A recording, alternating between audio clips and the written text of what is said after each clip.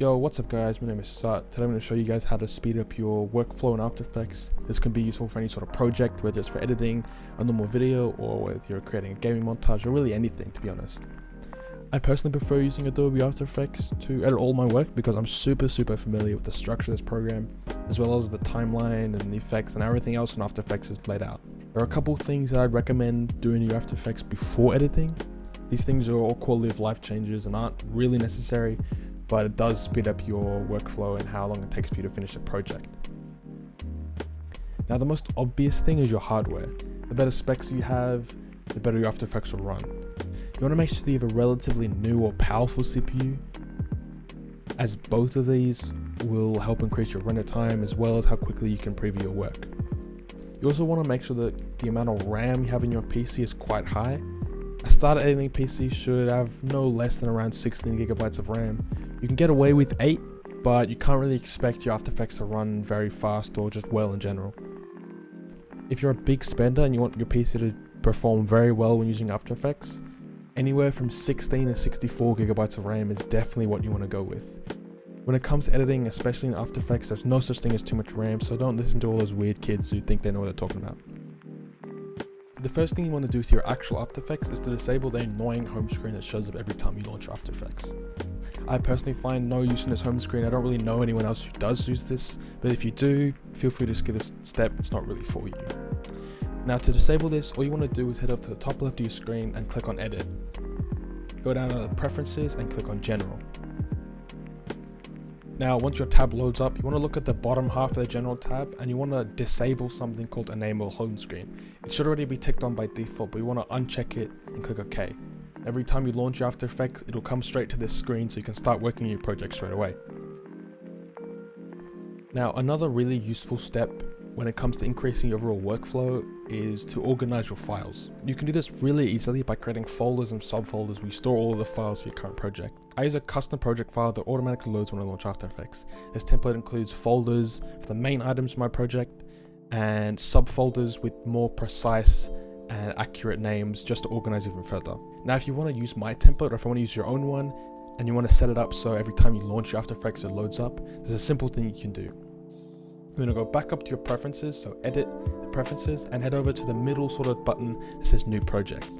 Now, once this loads up, there should only be one button that should be unchecked by default. You want to make sure it's checked where it says new project loads template. Then you want to click choose project template, and wherever you downloaded my template or wherever you saved your own template, you want to click on it and click open. And you want to make sure that this solids folder is named to 04 solids, as you can see right here. Press OK and you're all set. Now, I usually add more folders when necessary when I'm editing, but you don't need to do that. These are just extra folders if I have an extra file that I haven't added to the template. Another useful tip is to organize your workspace so that's everything you'll need to edit your videos. If you haven't changed your workspace from default, it should look something like this. As you can see, there's too much stuff and stuff that you don't need. It's just kind of boring and plain and just not what you want. The first thing you want to do is disable all the panels and tabs that you don't need just to reduce the clutter on your screen. As you can see here, I won't need libraries, so I'll delete that. I won't need the paintbrush tools. Now, once you've done that, you can start organizing your actual workspace and put stuff where you want to put. So let's say I grab the align tool and I want to put it somewhere else. If you just click on the actual panel and click and hold in the gray area next to the name, you can actually drag it over. The blue highlight area is where the panel is going to snap. As you can see, it snaps the left side and it'll snap to the top side. It'll go to this little top section and it'll sit in the middle. It'll do whatever. Now, because it's a small tab and I actually don't want it anywhere else, I'm just going to keep it in a default section. This is more useful if you're going to add your extensions. And that's what we're going to do now. To add extensions, you want to go over to Window, Extensions, and whatever extensions are already installed are going to sit in here. As you can see, I've got Flow, Motion 3, Motion Pro, and Data Mosh. There's a couple more that you can add if you buy them or download them free or whatever, but you want to click on it and it should pop out like this little window. Now, again, same thing, you want to grab the gray area next to the name and you can just drag it wherever. I'm going to put it this right section just so it's next to my composition screen and I can just see everything. And it's just in a section that I think looks nice and it's just easy for me to get to. Now, once you've done this, you want to make sure you save your workspace so you can get to it anytime you close your After Effects or every time you load it up, it's such and such. Now to do that, you want to click on these 3 little lines in this section. And you want to click Save as New Workspace. Now we'll save this as Tutorial Workspace. Now as you can see, it's going to show up on this right section, but you actually can't see it. So if you can't see your workspace after you've saved it, you want to click on these 2 triangles, and you want to go down to Edit Workspace, and it'll be somewhere in here. If you can't see it, just try and find it, and there you go, mine's Tutorial Workspace. Now if I want to get access to it really easily, I'll drag it all the way to the top underneath the one that I actually use all the time.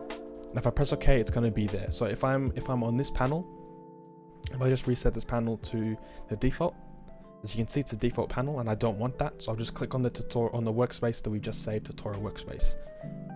And as you can see, everything we deleted and everything we added is there, nice and ready to use. Now this is my workspace that I use all the time, and as you can see, it's quite similar, except there's some changes. You can change this however you want. You can make it look like mine if you want. You can pause it. You can change your After Effects to look like mine. Now this is my workspace, and this is how I find that I get the most work done, because everything is just here, and I just like looking at it. Now we're heading into the main focus of this video, and how to actually increase your workflow of editing inside of After Effects. There's 2 things that I always do before actually editing the video. If I'm editing a content video where the client has given me a single base footage, I'll spend 10-30 minutes, maybe less, maybe more, cutting up the footage to highlight the best parts of the raw footage. If I'm given clips from a Twitch stream to make a stream highlight video, then I'll position the clips in my timeline in a way that I think keeps the viewers entertained and just keeps the interest throughout the entire video. Before we go any further, I know you're wondering who that gorgeous man is. This is Jax, otherwise known as Noskii. Go check out her stuff, link in the description. Always quality work, no doubt about it. After I've laid the footage out into its key parts, that's what I started editing. I personally think that spending a set amount of time on each section of footage is the best use of your time. You can always add extra time to each section, but if you have a deadline, let's say you want to edit your entire video in 4 hours or whatever, having a set time for each clip is the best use of your time. Now, if you're struggling to keep your timeline organized, there's 2 things you can try and do to keep your workspace tidy. The first tip that I'm going to give you is to color code all your clips and all your layers and all your effects, so that you can easily tell the difference between certain effects and sections. You can also name all your layers, which works really well when you're color coding, just so you can actually tell which color is which. The second way of organizing your timeline, which can go hand in hand with color coding, is to pre-comp each section of footage. So let's say you've edited one section of footage and you want to keep it nice and tidy, you just pre-comp all of that, and there you go. There's just one single layer with all of your effects inside of that. As you can see, here's a side-by-side comparison of the 2 different timelines and what they will look like with either method of organization. Both of these are on edits that I've used or that I've done previously, and it just shows how lots of clips and lots of effects can all be organized nicely, so you can just see what you're actually working on.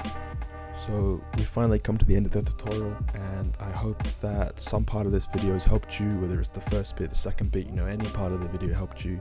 If any part did, please leave a comment which part did help you. If you got any more questions, please leave a comment below asking me anything. I can try and help you as best I can. And if you did enjoy the video and it did help you a little bit, please subscribe and leave a like. It helps me out a little bit. And if you want to follow my socials, all the links are in the description, as well as the download link for the template for the files and the project files and how to set up your files to organize all your stuff. All the music will be in the description as well. And like I said, if there's any more questions you have, or if there's a tutorial that you think I should do or think I should teach people, please leave a comment and I'll try and get to it. I'll see if I can make a tutorial on whatever you guys feel that you need to learn. But anyway, I'll see you guys in the next video. Have a good one. Peace.